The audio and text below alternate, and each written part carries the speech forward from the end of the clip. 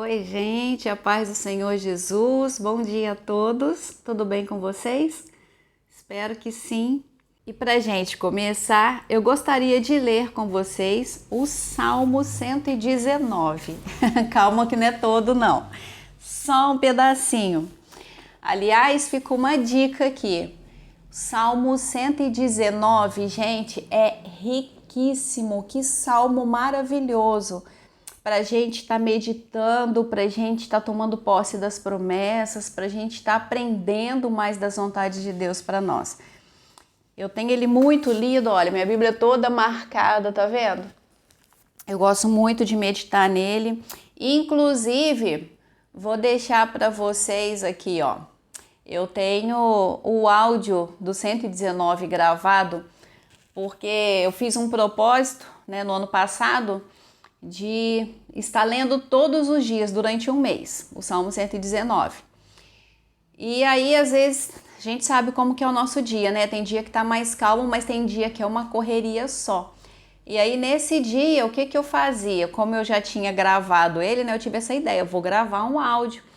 Então, eu gravei a leitura dele todo. E o momento que eu ia para academia, em vez de ficar ouvindo aquelas músicas barulhentas lá que só poluem a mente e a alma da gente, eu colocava o meu fone e ficava lá fazendo os meus exercícios, meditando no Salmo 119 e saía de lá assim, leve, cheia do Espírito Santo, muito bom. Experimenta aí, tem aqui, tá? Dá uma olhada aí no canal, vocês vão achar aí o Salmo 119 e ouça lá, for para academia, algum lugar, tá na fila do banco, tá na rua aí, tá ficando nervoso, tá no ônibus, tá demorando, põe o fonezinho e começa a ouvir o Salmo 119, medita nele que você vai sentir a graça de Deus ali te abraçando nesse momento, amém?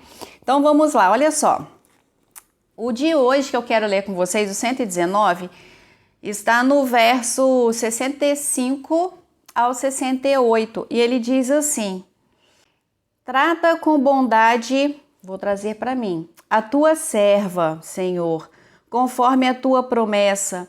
Ensina-me o bom senso e o conhecimento, pois eu confio nos teus mandamentos. Antes de ser castigada, eu andava desviada, mas agora obedeço a tua palavra. Tu és bom, o que fazes é bom. Ensina-me os teus decretos. Olha, gente, eu amo essa parte. Tu és bom e o que fazes é bom. Eu queria falar um pouquinho com vocês a respeito desse 67, antes de ser castigado. Aí a gente fala, mas Deus castiga? Eu já ouvi falar que Deus não castiga. Então, a gente tem lá em Isaías também, né? O castigo que me trouxe a paz estava sobre ele, né? Jesus. E sobre as pisaduras dele nós fomos sarados. Então, sim, há um castigo, porém, consequência das nossas escolhas. Deuteronômio 30, né, Moisés ali diante do povo, Deus fala, orienta o povo e diga: eis que hoje tenho posto diante de vós a bênção e a maldição, a vida ou a morte. Escolham, pois, a vida, para que vivam você e a tua descendência. Então é uma promessa de Deus. Quando a gente escolhe o caminho da vida, a gente tem vida, a gente tem bênçãos. Mas quando a gente escolhe o caminho da morte, o caminho errado, o caminho da desobediência, tem consequências. E essas consequências nós recebemos como castigo, né? Então aqui, antes de eu ser castigada, eu andava desviada, mas agora obedeço a tua palavra. E eu não quero trazer aqui para o tempo em que eu estive fora da igreja, não. Esse desviada, eu estava dentro da igreja e desviada. Porque às vezes a gente entra num ativismo, você se envolve em tantas coisas, mas você passa a não obedecer mais a palavra de Deus, você faz o que você quer, você começa a desonrar os teus líderes, marido, pai, mãe, pastores, começa a falar mal do irmão, e nem percebe que essas coisas estão acontecendo. E aí o Senhor permite que algo de ruim nos aconteça para que a gente dê uma brecada, pare e repense tudo que a gente tem feito. Então, sempre que me acontece alguma coisa, uma doença, alguma coisa mais séria, né? Porque às vezes é uma coisinha, um resfriadinho, a gente toma um remedinho e passa. Mas e quando é uma coisa séria? E quando você recebe um decreto sério do médico? Aí a gente, opa, maldição sem causa não vem. Se veio, aonde eu estou errando, Senhor? E aí a gente começa a olhar pra gente. Não é olhar, mas é assim mesmo, não, mas o médico falou que isso é genético, não, isso é hereditário, é da família, minha tia tem, minha avó tem, minha mãe tem, não sei quem tem, e por isso eu tenho também. Isaías 53 diz que sobre ele foi levada as nossas dores, as nossas iniquidades, o castigo que hoje nos traz paz, para que nós vivamos em paz, foi sobre ele. Então, por que eu preciso passar por isso hoje? Eu coloquei na minha mente o seguinte: hoje vivo não mais eu, mas Cristo vive em mim. O sangue que tem na minha veia não é o do meu pai e da minha mãe terreno, é o sangue de Cristo. O mundo espiritual, ele é mais real do que o mundo natural.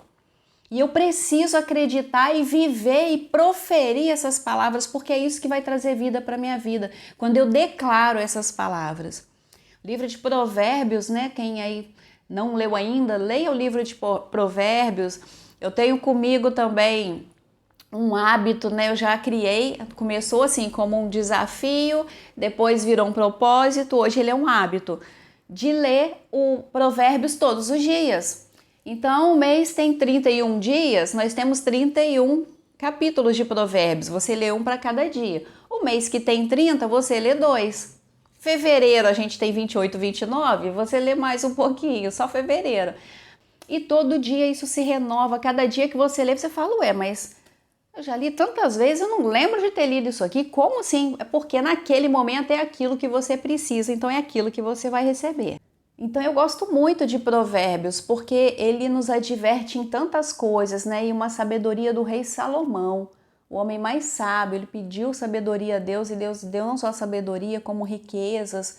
E a gente conhece toda a história de Salomão, quanta sabedoria há ali em Provérbios.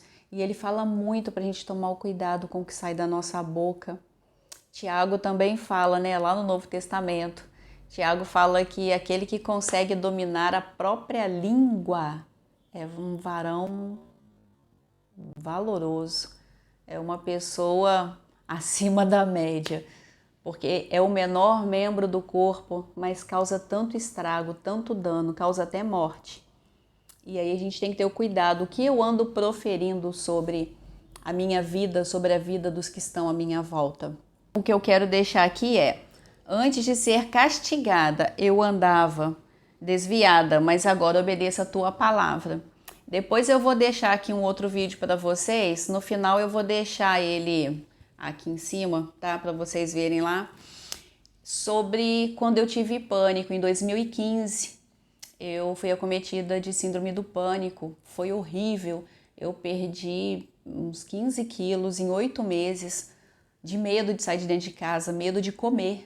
E depois eu vou esclarecer melhor sobre isso, como eu fui curada. Mas aqui eu vou fazer um outro vídeo, senão nós vamos ficar muito longo isso aqui. Mas tudo isso tem a ver com esse castigo. Antes de ser castigado, eu andava desviado.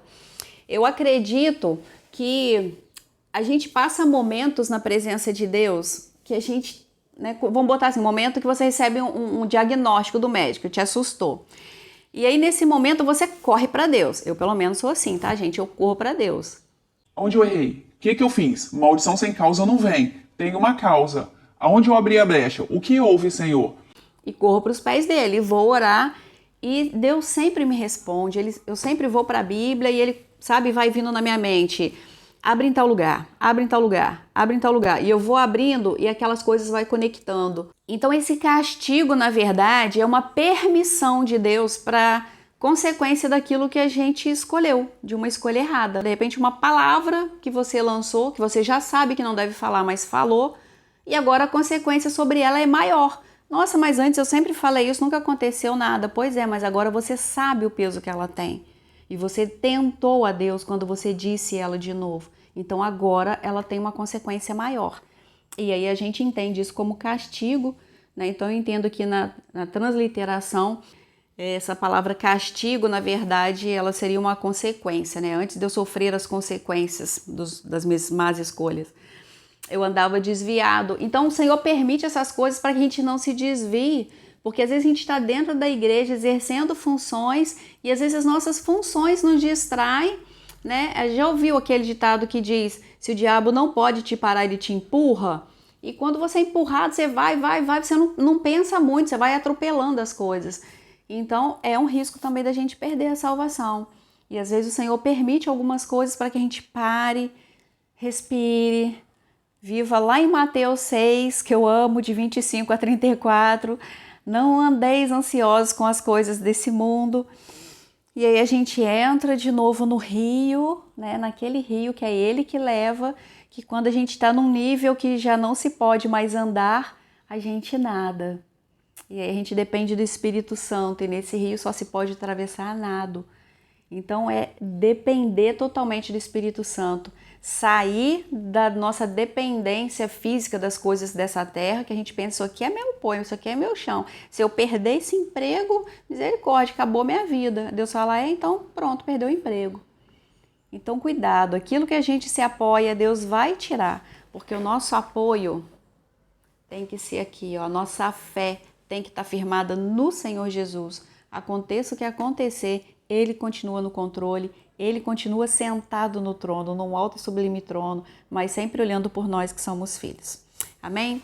Então, essa palavra que eu queria compartilhar com vocês não é castigo, é consequência, e o Senhor permite para que a gente desperte do que a gente anda fazendo, repense a nossa postura, as nossas atitudes, né, que a gente tem às vezes dentro de casa, com os filhos, com o marido, com a esposa, com o pai, com a mãe, na igreja, né, com os irmãos, com o líder, com os liderados.